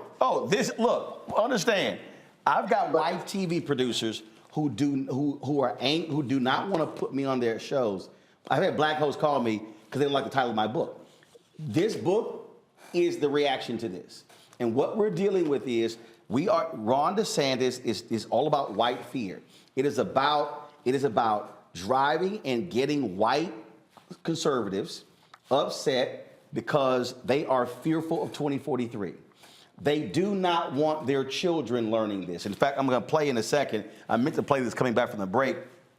They had some congressional hearing today, and Marjorie Taylor Greene, who is not the brightest bulb in a dark room, she was asking somebody a question, and again, they're just saying crazy stuff. It was a Florida congressman, in fact, who also said earlier today that, oh, China's our greatest threat, but the Pentagon, Robert, I saw your tweet, China's our greatest threat, but the Pentagon, they're focused on being woke. Again, that's literally what they're doing and how they are attacking everything.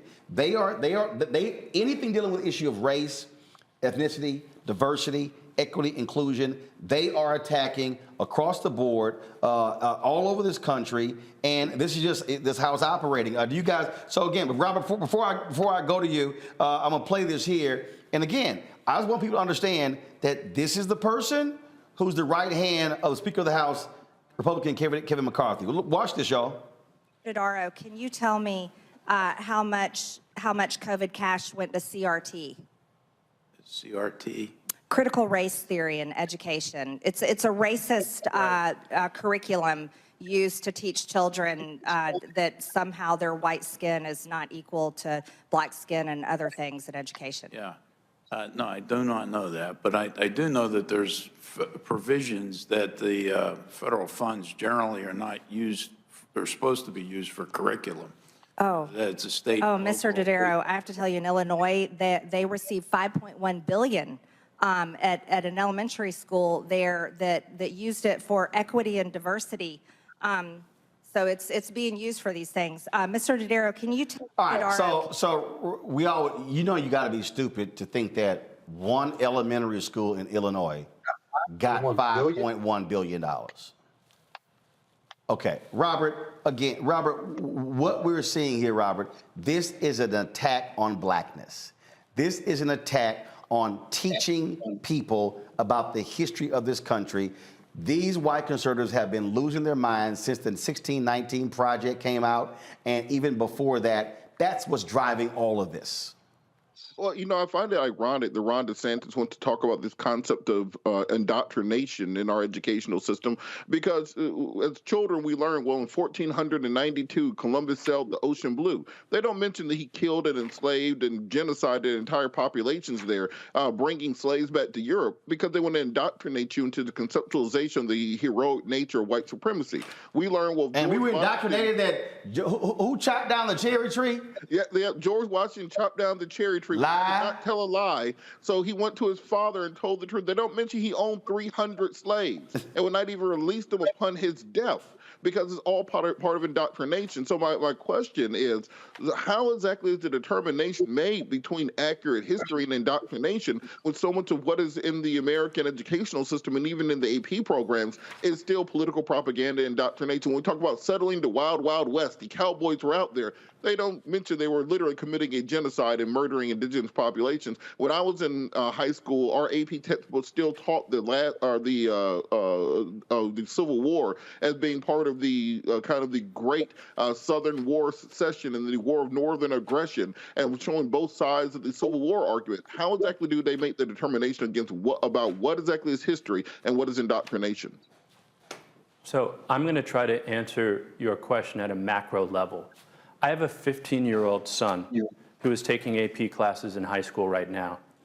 He was flipping through that this morning at the breakfast table. We can trace our first African ancestor to Sapelo Island in Georgia, but we don't know where he came from on the continent. Yeah, before that. We don't know where he came from before that. When my son was flipping through there, he stopped on one page and he said, "Dad, do you know the country in Africa where the most people who crossed the Atlantic as enslaved persons came from? It was Angola. Did you know that, Dad?" I said, "No, I didn't know that." He said, "Did you know that the second highest number came from Senegambia?" I said, "No, I didn't know that." This is a kid who spends his time playing video games. He was completely captivated by what he read as he was flipping through that. And I imagine if we get through this political maw and hundreds of thousands of students are actually able to sit for this course, they're going to have a similar level of excitement. And I do hope, Roland, that the people who are watching your show can keep their eye on that prize. Read the framework for yourself, learn something, and be excited about a fantastic course that isn't indoctrinating anybody. This is a course of empiricism and facts, but it is fascinating. And most people in this country know very little about what's between those 236 pages. Well, and I think to close this out, that really is the goal. And that is, every single one of us growing up, we've been sold a massive lie. And what they don't like is the fact that black historians now get a say-so. They don't like the fact that we now get to say, no, that's not how we should tell the story.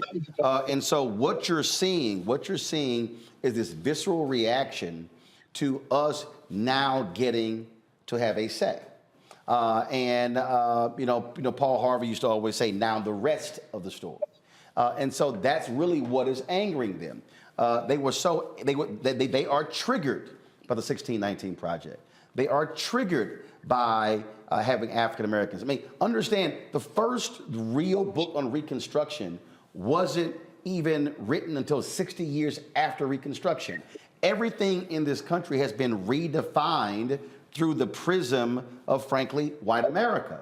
And so you got people running around going, oh, no, Robert Lee wanted those statues, when you have actual, in his own words, when he said, furl that flag because it was a treasonous flag. They don't want to deal with that. And so when you start telling the rest of the story, that's when they get upset, and that's really what Ron DeSantis is doing. Again, tell folks where they can actually go look at this document themselves. They can go on the College Board website, www.collegeboard.org, and they can search for AP African American Studies. All right. I encourage you to read it and learn. It's a lot of fun. All right, Steve, we certainly appreciate it. Thanks a lot. Thank you. I appreciate you. Folks, a lot of controversy in Maryland. Miss Coppin State, she's not black. People are upset. They've been bombarding her with DMs. We'll talk to her next about her experience as Miss Coppin State and about her moving forward. You're watching Roland Martin Unfiltered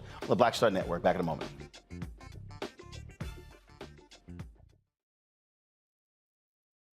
Hatred on the streets, a horrific scene, a white nationalist rally that descended into deadly violence. White people are losing their damn minds. As an angry pro-Trump mob storms the U.S. Capitol, we've seen We're about to see the rise of what I call white minority resistance. We have seen white folks in this country who simply cannot tolerate black folks voting. I think what we're seeing is the inevitable result of violent denial. This is part of American history. Every time that people of color have made progress, whether real or symbolic, there has been what Carol Anderson at Emory University calls white rage as a backlash. This is the rise of the Proud Boys and the Boogaloo Boys. America, there's going to be more of this. Here's all the Proud Boys, Dave. This country is getting increasingly racist in its behaviors and its attitudes because of the fear of white people. The fear that they're taking our jobs, they're taking our resources, they're taking our women. This is white fear.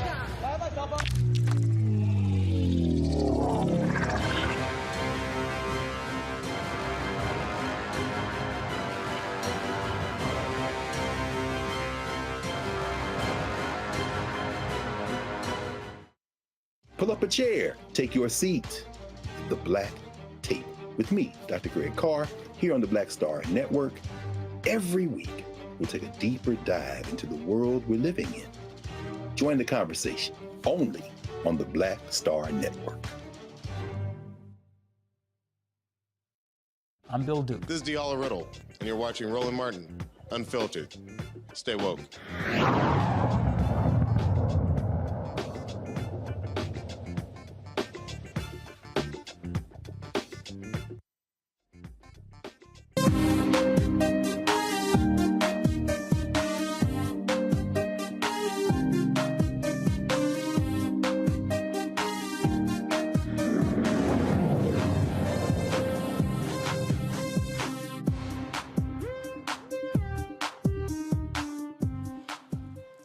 All right, folks, there are 230,000 HBCU students in America. 20% of HBCU students are not African American. In fact, you have a majority of the students are not even black.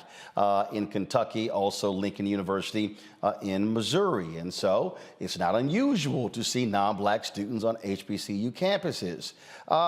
Coppin State in Maryland, there's drama because the 91st Miss Coppin State is not African American. When folks found out that my next guest became Miss Coppin State, her name is Kaylin Perez. She's an Army reservist, has worked as editor of the Coppin Courier newspaper, as a senior nursing student. Man, folks got really upset, have been criticizing her, making a lot of comments online on social media, filling up her DMs as well. And so the university had to respond to these attacks on her. This is the statement the university put out. If y'all can pull it up, please. Y'all got it? Okay, well, okay, we don't have, but Kaylin also posted some items on her IG page. Pull it up, please. Responding to various folks. I'm just going to read a little bit of that before I interview her. Pull it up.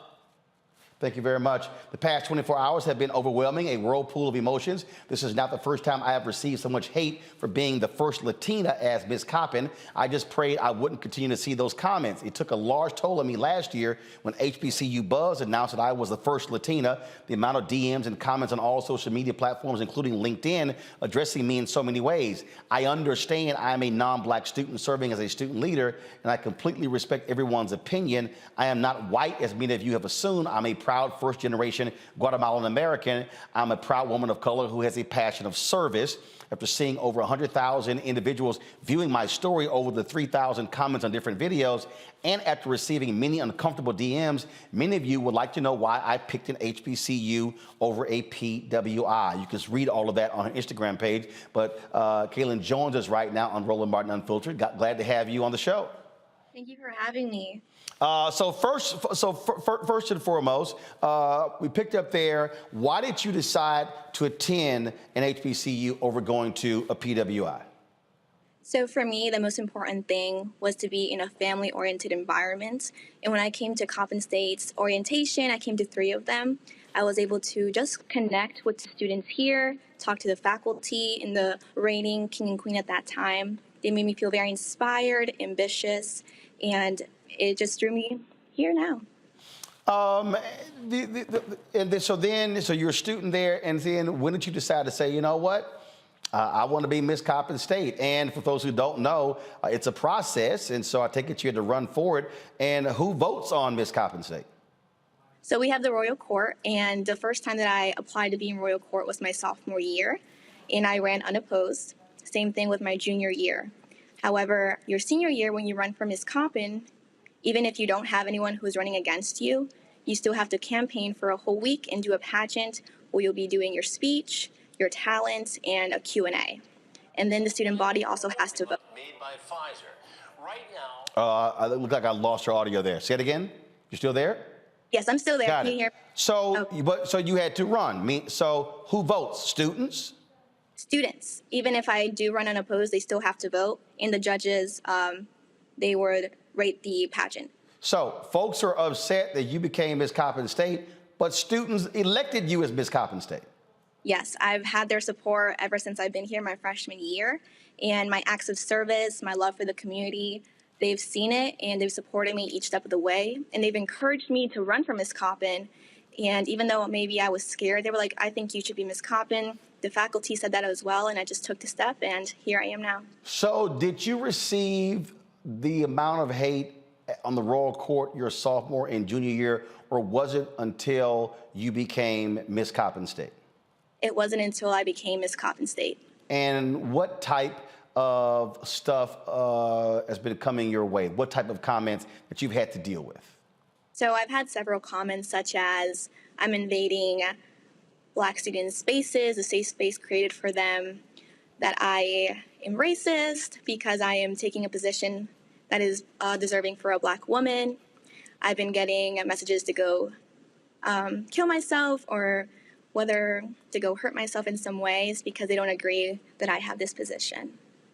Okay, what's crazy here, you're not the first non-Black person to be a Miss or Mr. of an HBCU.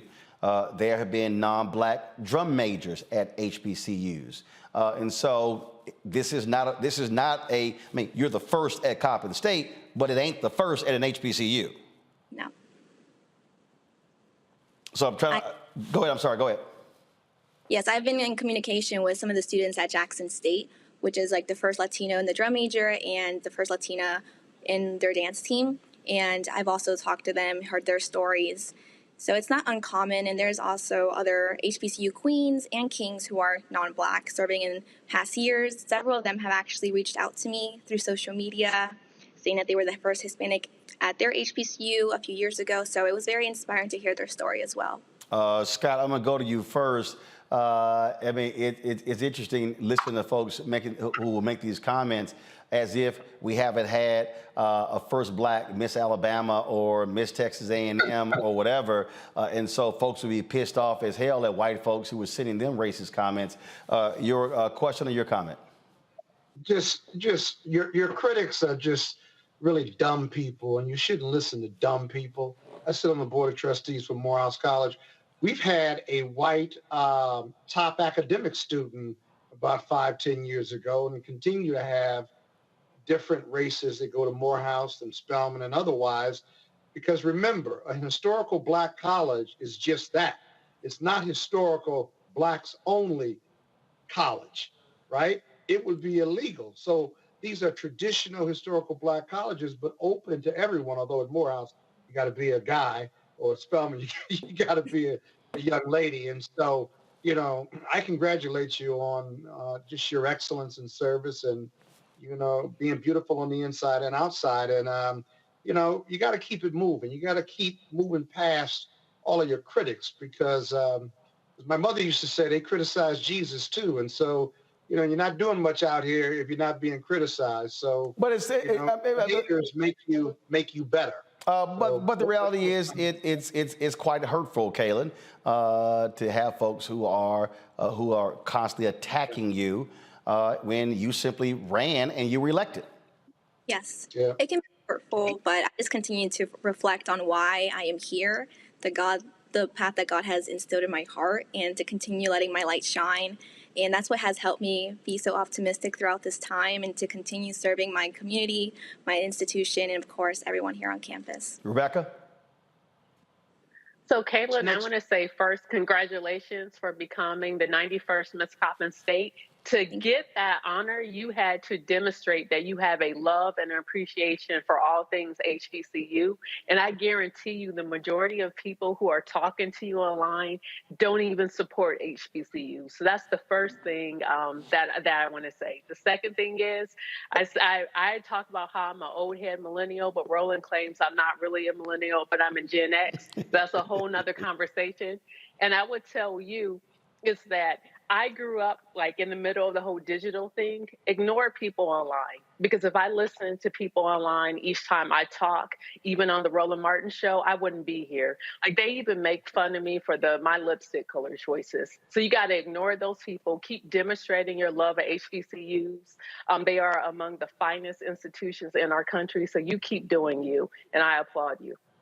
Thank you. I really appreciate it. Robert? Absolutely. Congratulations on everything that you've done thus far and everything coming up.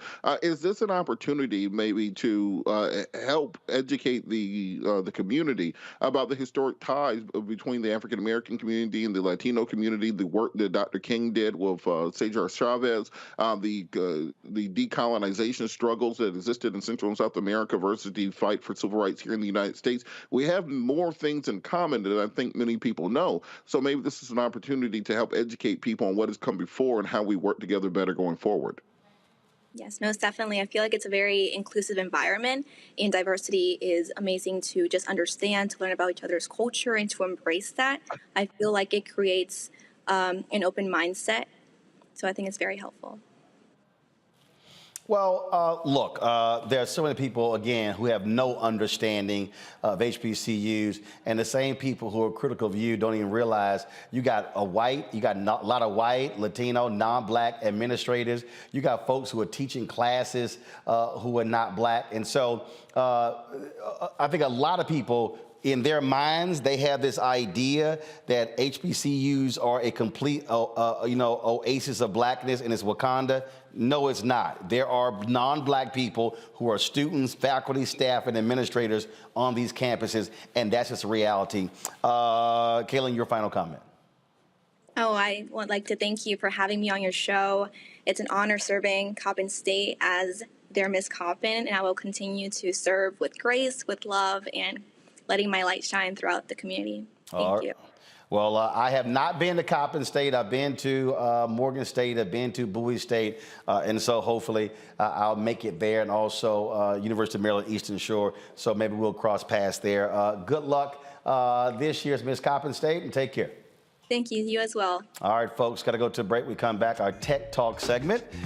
Next on Roland Martin Unfiltered. Don't forget, download the Black Star Network app. Speaking of Tech Talk, folks, our OTT app, available on all platforms: Apple phone, Android phone, Apple TV, Android TV, Roku, Amazon Fire TV, Xbox One, Samsung Smart TV. We're now on Amazon News. So when we have Amazon Fire Stick, you simply go to Amazon News. You can actually pull us up right there with CNN, MSNBC, Fox News, and the others. Soon, we're going to be on the other Amazon platforms as well. So look for the Black Star Network app. We are expanding. This is our 24-hour, 7-day-a-week fast streaming channel. So it's not just seeing the shows. You can see the entire network. We'll be right back.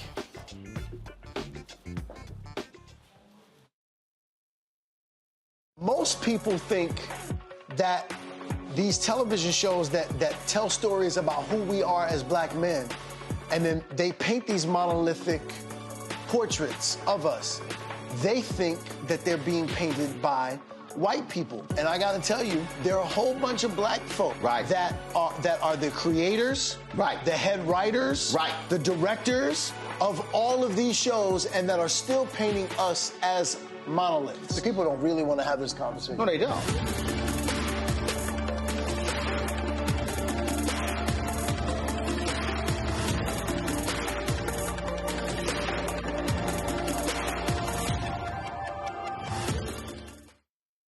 Next on the Black Table with me, Greg Carr. An hour of living history with Dr. Richard Mariba Kelsey, thinker, builder, author, and one of the most important and impactful elders in the African American community. He reflects on his full and rich life and shares his incomparable wisdom about our past, present, and future. African genius is saying that my uncle was a genius, my brother was a genius, my neighbor was a genius. I think we ought to drill that in ourselves and move ahead rather than believing that I got it. That's next on the Black Table, here on the Black Star Network. Hi, I'm Eric Nolan. I'm Shantae Moore. Hi, my name is LaToya Luckett, and you're watching Roland Martin Unfiltered.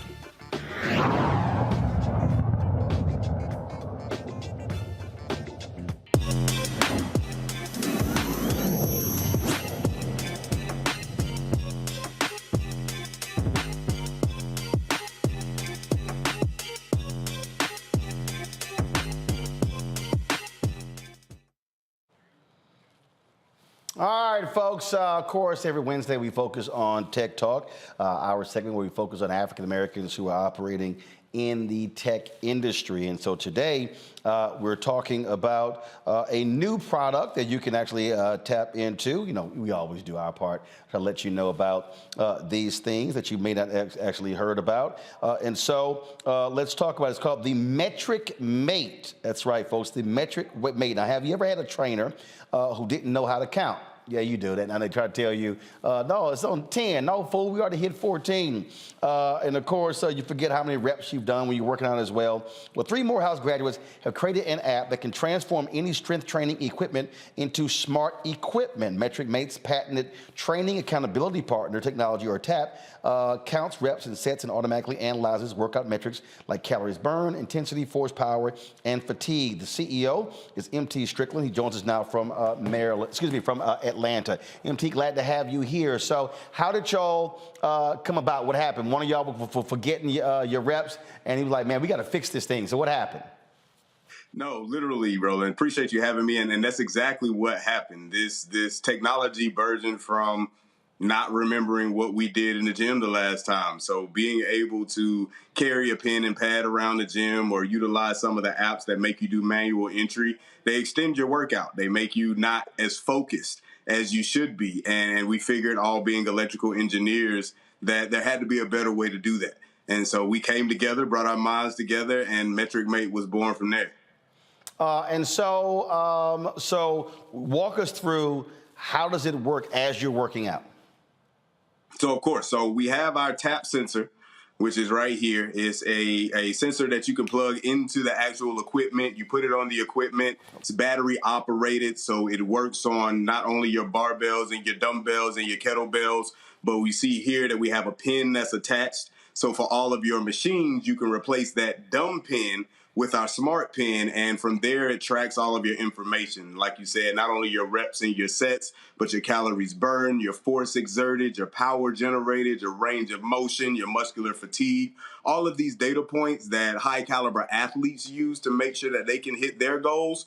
We took it on ourselves to build something that everyday person can use to make sure that they hit their fitness goals and share that data to stay motivated. You can share it with your trainer, share social media, get those likes, get those endorphins going, so that the next time you go in the gym, you're excited about it instead of begrudging it like a lot of people do when they wake up. And so for some people, I've seen some folks when they work out, they might have their iPad there because they want a larger device when they're sitting here, tracking it, or they use their phone. And so you can use it for either one. Yep, you can use it for your iPad, you can use it for your phone. We're integrating into the smartwatches now, so that I know a lot of people don't actually like to take their device while they're working out. We give them the opportunity to connect with their smartwatch. And now you can track that information and get the data analysis on the back end that makes it useful. All right, let's see here. Questions from our panelists. Let's see who is the most in shape person. Let's see. It ain't Robert. It damn sure not Robert. It ain't Scott, so I'll go to Rebecca. Man, I'm losing. It ain't you, Scott. I'm losing. Well, I appreciate that, Roland. So this is what I'm trying to figure out. So what do I do with this thing? Even if I get data and I see it on my phone, how do I analyze it? Or does this thing or does this app let me know what I'm actually viewing? No, exactly. The app would let you know. So we say that MetricMate is a data analytics company, and that's what we do. We actually analyze that data, and our TAP technology allows us to be able to track that information and now get it into our application, which has proprietary algorithms to process it and then give you feedback on the back end to let you know how effective your workouts have been, how much more you should do, when you should go up in the weight that you're using. But the really key part is that we track your muscular endurance. And that's a data point that changes a lot faster than the scale, which a lot of people use as their metric for when they're working out. You go home, you look at the scale, you're like, yeah, I lost 2 pounds. And then you wake up in the morning, it's like, man, where'd those 2 pounds come back from? With your muscular endurance, that's something that changes consistently, because before you can go up in the weight that you're using, you control the current weight that you're working out with a lot more effectively. Your pace gets faster, where you go or how many reps you can do before your muscles stop putting out as much power goes a lot longer. And so being able to come in and say, when I started fatiguing at rep number 5 with 45 pounds. Now that I'm a month in, I'm starting to fatigue at rep 10. That's the type of metric that is sustainable. It stays with you, and you could track it a lot more effectively. So it's dummy proof. We try to make it that way. I mean, our experience in the past with manufacturing and working with people, we did our best to try to make this as adaptable as possible. So it's easy to use, it's small, you can put it in your bag and take it wherever you go, because everyone always has their smartphone. But then all you do is literally continue to do the same workouts that you've been doing. We don't change how you've been working out. We don't change how you interact with the equipment that you've been working out with. We just give you this small piece that allows you to now make that equipment more powerful, make that equipment smart. All right, Scott. As a fellow Morehouse man, I'm not surprised that 3 Morehouse men put this together. Seems like an excellent product. But my question has to do with... I hope neither one of y'all are Kappas. Yeah. I won't get into that. MT, any of y'all in the fraternity? I am. I'm a member of Omega Psi Phi Fraternity Incorporated. Sorry, Scott. Damn! 1911 love, baby. 1911 love. It's all right. You're not an alpha, but, you know, you had to go somewhere. My business partner is an alpha. Braxton Davis, that actually brains out. Oh, God. He's a member of Alpha Phi Alpha. But I love Omega Psi Phi. Ain't nobody in your team Kappa. Sorry, Scott. Oh, damn. Maybe I can invest. But here's my question about what's the distribution plan? Who's your target market? I know you all did Shark Tank. I don't know what happened there, but good, bad, or ugly. But who's your target market and what's the distribution plan? So our target market is looking at people between 25 and 45, the technologically advanced ages. But we see that in our marketing and our customer research that everybody really has a place in the MetricMate family. So we have ways for everyone to be able to utilize it, whether it's for personal training or physical therapy, whether you're trying to gain more muscle and strength or you're trying to fit into that dress that you couldn't 2 months ago. We apply this type of technology to allow you to be able to do that. So though we have a target market in that segment, we see ourselves being effective for everybody. And the way we've been introducing this to our consumer, because we are, as of this year, as of that airing on Shark Tank, we are going direct to consumer with deliveries happening in Q4 of this year. Until then, we've been accessing our clients through personal trainers, through the gym facilities, which can give us the ability to be able to access a large mass of individuals in one place. And we've been seeing a lot of traction through them. People are excited about it. We have our leaderboards and our streaks, and we're giving out prizes for people who get the high scores on our power level, which is our proprietary score that takes in all of your fitness data. And now you have a power level that you can kind of monitor as you go up. And that's how we've been seeing a lot of good traction going from here. Yeah. All right, side chapter. Good stuff. Thank you. All right, the most out of shape person on our panel, Robert. Hey, one day I'm gonna challenge you to a race, Roland. Gonna be me and you running down downtown in D.C. So we'll work out. Robert, you know damn well you ain't gonna get a quarter of the block. Roland, I'm smoking you. I'm telling you, it's gonna be gone. Like we'll have to have a drone to find me because you'll still be at the start line. Right, you're gonna be so far behind me that drone will have to spot your ass back there. And the only way you're gonna stop me is pulling one of your guns out and shooting me.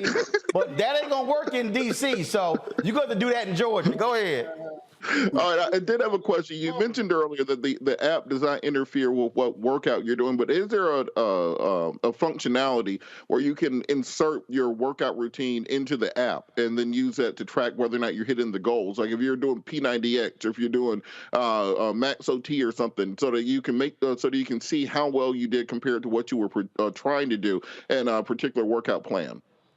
Of course. So what we actually utilize is a service that we have called our TAP assessment, Training Accountability Partner Assessment. And that's a 5-exercise workout that takes about 15 minutes. And what that allows is for you to do your P90X, do your HIIT workout as you normally do, and then go in and take this 15-minute assessment, and it tracks your actual progress over time. So we compare it to the presidential fitness test that a lot of people used to take. I might be aging myself talking about that, but that was the metric back in the day for the general public. We developed this TAP assessment that gives you that data, gives you your power level score so you can track yourself over time, no matter if you swim, you bike, you run, you do golf. You can still go in, take this 15-minute assessment, and then you can know how well that workout regimen is affecting your overall fitness. Hold up. So you could do this with golf?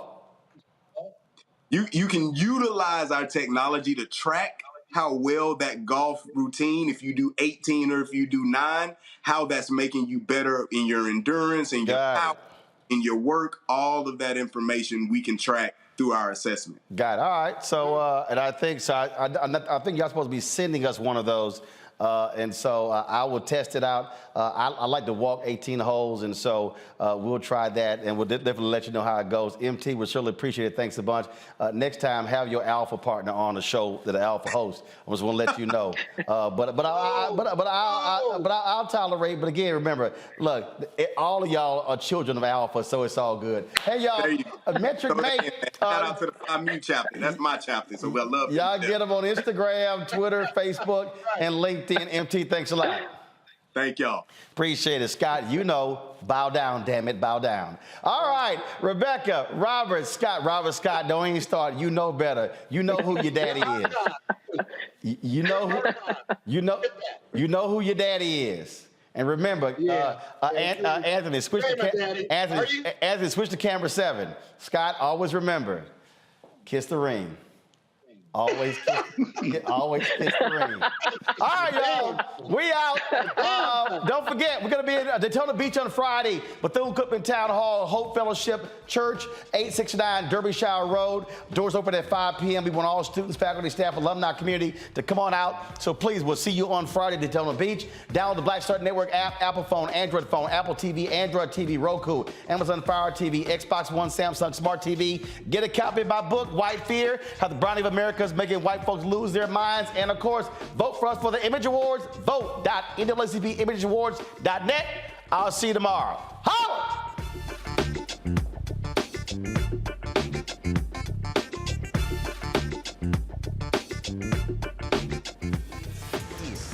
Hold no punches! A real revolutionary. there right now. Support this man, Black Media. He makes sure that our stories are told. Thank you for being the voice of Black America, Roland. Stay Black. I love y'all. All momentum we have now, we have to keep this going. The video looks phenomenal. See, this difference between Black Star Network and Black-owned media and something like CNN. You can't be Black-owned media and be scared. It's time to be smart. Bring your eyeballs home. You dig? Pull up a chair, take your seat at the Black Table with me, Dr. Greg Carr, here on the Black Star Network. Every week, we'll take a deeper dive into the world we're living in. Join the conversation only on the Black Star Network. Hi, I'm Dr. Jackie Hood Martin, and I have a question for you. Ever feel as if your life is teetering and the weight and pressure of the world is consistently on your shoulders? Well, let me tell you, living a balanced life isn't easy. Join me each Tuesday on Black Star Network for A Balanced Life with Dr. Jackie. We're all impacted by the culture, whether we know it or not. From politics to music and entertainment, it's a huge part of our lives, and we're going to talk about it every day right here on The Culture with me, Faraji Muhammad, only on the Black Star Network. I'm Deborah Owens, America's Wealth Coach, and my new show, Get Wealthy, focuses on the things that your financial advisor and bank isn't telling you, but you absolutely need to know. So watch Get Wealthy on the Black Star Network.